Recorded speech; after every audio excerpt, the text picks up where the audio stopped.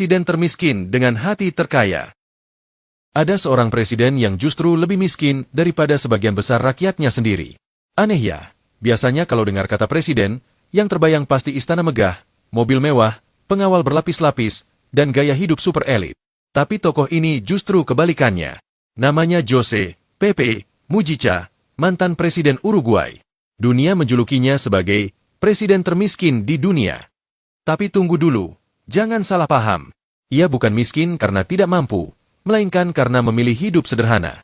Saat menjabat sebagai presiden, alih-alih tinggal di istana yang super nyaman, Mujica menolak pindah ke sana.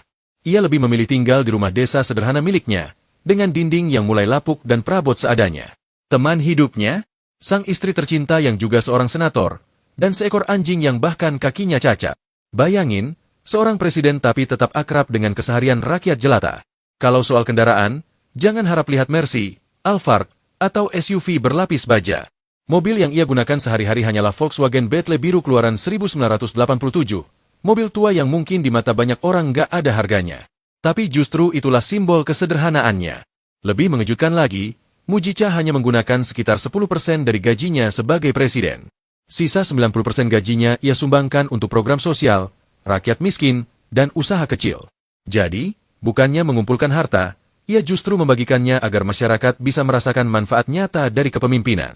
Bayangin, presiden yang secara finansial justru jauh lebih sederhana dibandingkan pejabat bawahannya. Tapi di balik itu, rakyat Uruguay justru terbantu dan merasa dipimpin oleh seseorang yang benar-benar tulus. Harta memang sedikit, tapi hatinya begitu besar. Banyak media dunia kagum pada Mujica. Ia sering dijadikan simbol bahwa kekuasaan tidak harus menjauhkan seorang pemimpin dari rakyat.